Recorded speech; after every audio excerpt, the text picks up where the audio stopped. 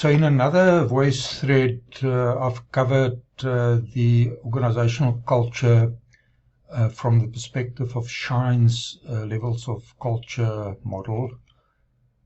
So I want to do a little bit more in this video. And if we move then down to week 8, session 8, the focus of this video, we'll talk about this. I just want to briefly take you to session 9, where next week you will also look at business ethics from another angle, intermingling the issues around ethics with corporate social responsibility and corporate governance. So there's another session around the whole ethics issue. So we'll get into session 9 next week. And then we've got this full session, session 8, around that as well. Ethics is a very important element of business, and ethical leadership is essential for the long-term survival of business. So the session 8 reading, a lot of reading here, the textbook, article by Falabi and Bulgarella, the Institute of Directors of Southern Africa, the publishers of what is called the King Ford Report on Corporate Governance. I think it was issued in 2016. And then Skuman 2017 speaks around the HR Angle, HR Voice magazine, creating an ethical culture in your organization. And then another article, or working paper rather, by Taylor, which speaks specifically about 5 levels of ethical culture. So I'm not going to go through all of this in detail. I'm just going to deal with a few more slides, building on what is in the voice thread. There's also a website here from the Ethics Institute, so let me just briefly familiarize yourselves with those readings and websites. If I go to the web, the ethics website, which the link is in your module outline, I suggest that you just look at this and familiarize yourself with the resources that's available through this sort of resource. And if you look at About Us, who we are, the Ethics Institute is an independent public institute producing original thought leadership and offering a range of services and products related to organizational ethics.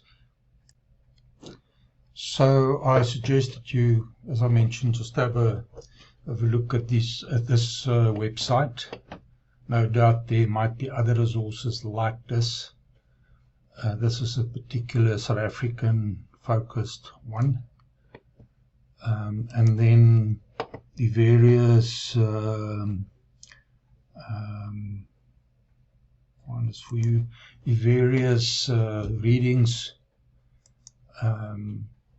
would be very useful for you. It's recommended, the prescribed reading rather, the HR Voice article. Cynthia Skuman is a well-known person in the business community focusing on ethics. This is the article, The 5 Levels of an Ethical Culture, How to Build and Sustain Organizations with Integrity, working paper rather, an article, the chapter in Verbaar and Brevis about corporate culture, gives you another angle. And then the Falabi article, position paper, produced by the OECD Global, I think that's the Organization of Economic Cooperation and Development in 2018, Anti-Corruption and Integrity Forum around organizational culture drives ethical behavior. And then I will go through a slide that speaks to the specific article where I look at this ethical culture construct a little bit more detail for you. So, and then the last document that I just want to tell you about is the Institute of Directors of Southern Africa published the King Report, the King 4 report. By definition, if this is the King 4 report, there were King 1, 2, and 3 reports. This is the latest one, and it is known that this is a world-class ethics intervention around Judge King that oversees the development of ethical framework for organizations in Southern Africa. So as mentioned, this is world-class. Other countries sometimes benchmark themselves along referencing this King report.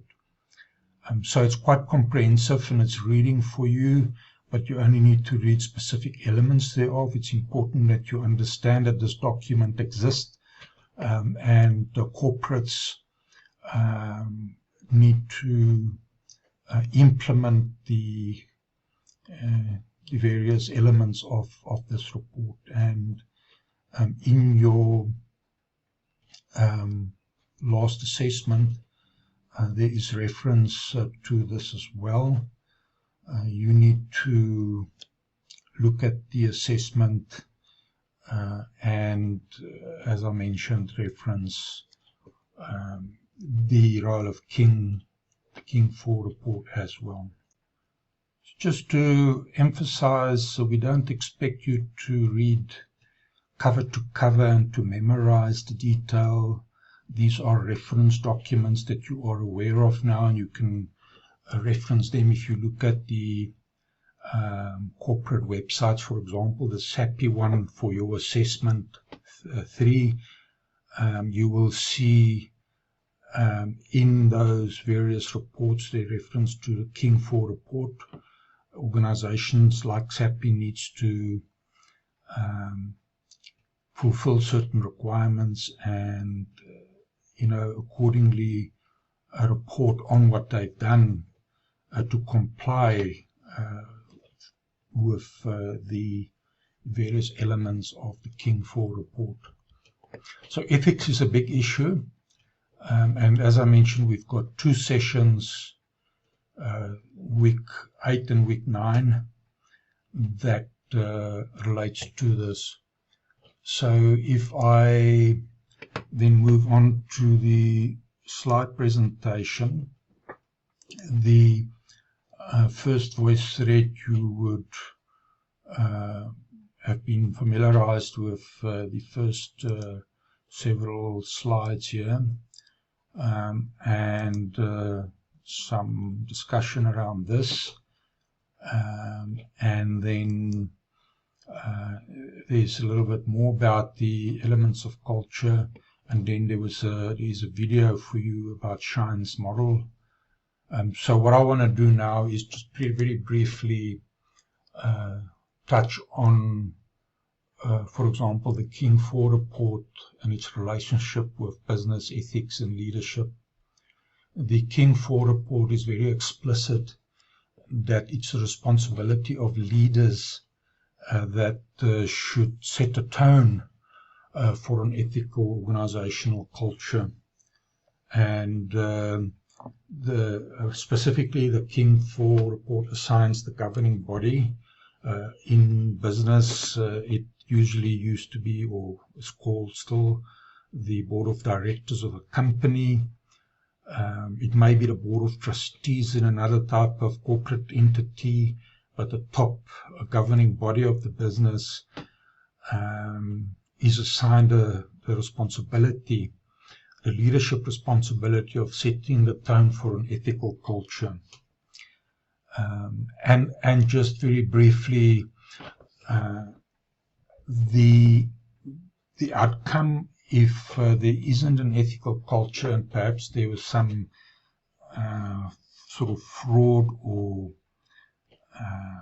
harm to the community, and so on, the organization more than likely will have legal liability because the courts will look at King IV as a guiding principle for proper behavior in organizations, and can in that regard set legal precedent in assigning legal liability to transgressors in the ethical and related domains.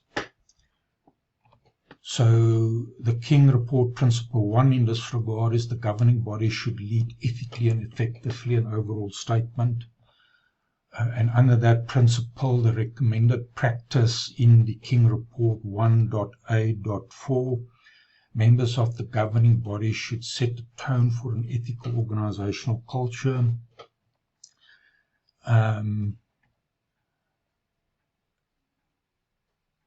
King IV assigns the organization's leaders specific responsibilities in terms of the establishment of an ethical culture.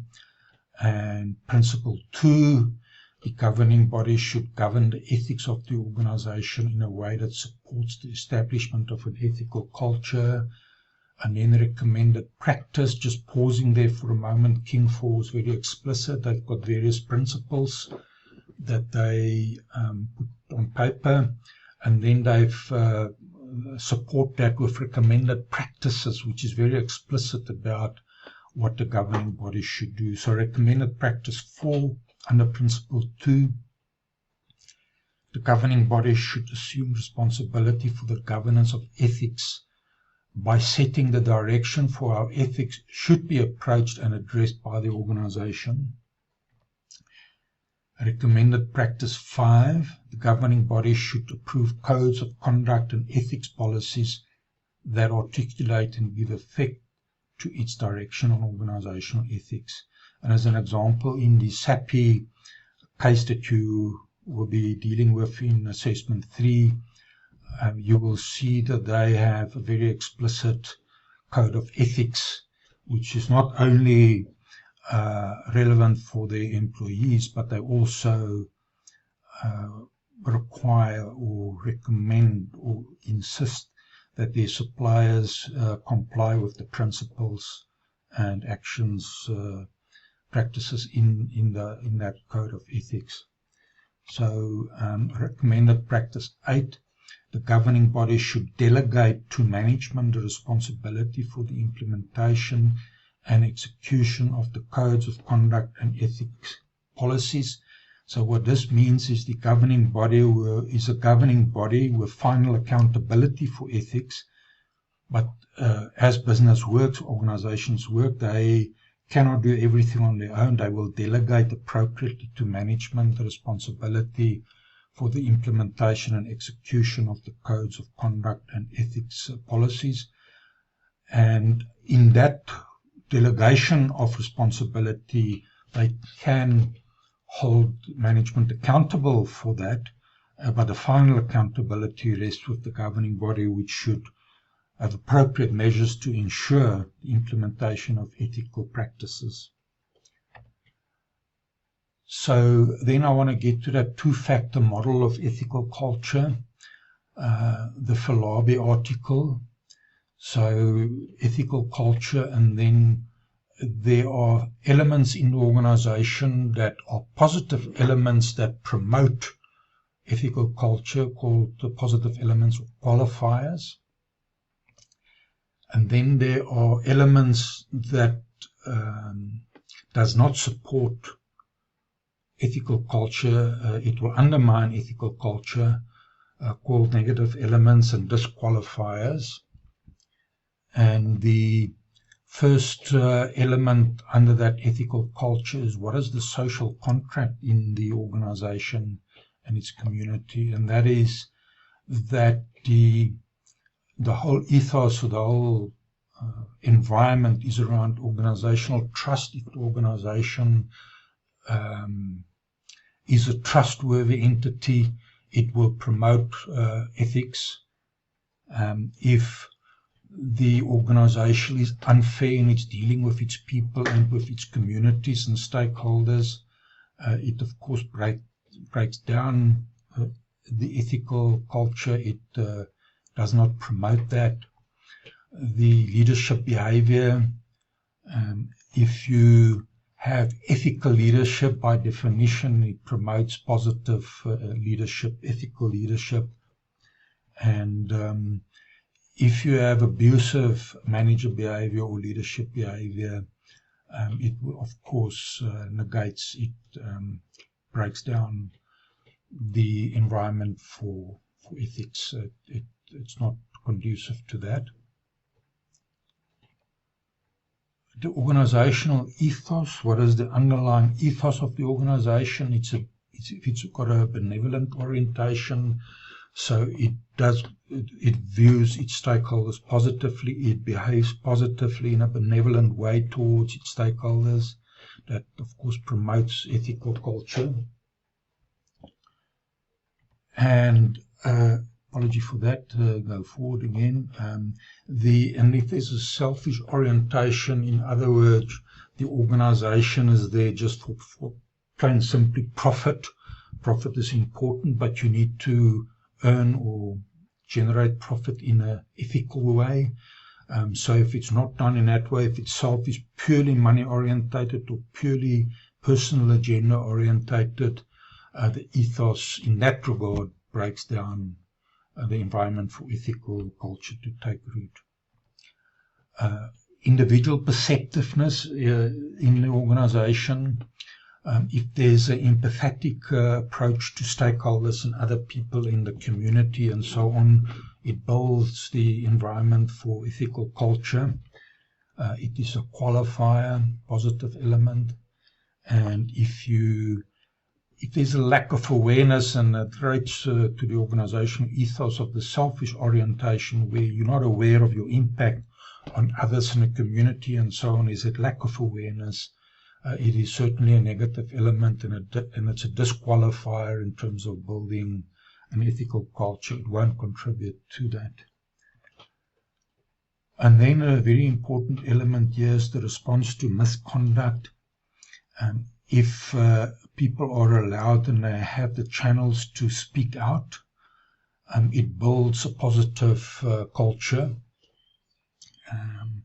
And if people keep quiet because they fear retaliation if they speak up, then it of course doesn't build a positive environment for ethical behavior. So the response to misconduct also, and there's a lot of detail around this. Just as an example, you get hotlines established by organizations, and it is often run by external independent organizations, which provides a whistleblower type of channel that helps people to speak out. Of course, the first prize is if people know that they can speak up within the organization to top leadership. But there is a mechanism to do that outside of that, and most companies have that sort of, or many large companies have that sort of channel for their people. So the outcomes of this in terms of the business is ethical behavior, ethical decision making, and employee commitment. So again, the leaders set a tone for an ethical culture. The leader's role is to formulate a clear strategic vision around the business, including ethics. And then the leader's commitment to and role modeling of the behaviors is reflective of the desired ethical culture. So top management displays commitment to the vision, and they model, display desired ethical culture at the highest level. So modeling desired ethical culture means that they display their commitment to that.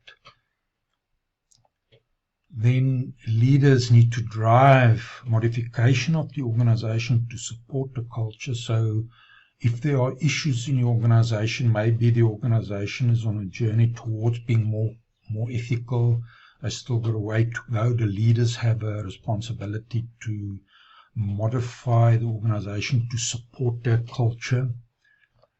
And leaders must initiate the changes. If necessary, they must change the organizational membership to fit the culture. Maybe some people just won't want to buy in and commit to ethical practices. Then the leaders must initiate changes. And it may be that the board needs to look at changing the leadership in the executive leadership of the business if they find that the indications that those leaders or some leaders are not committing to ethical practices. So this is just the overall model to look at to show the very important role of leadership in ethics.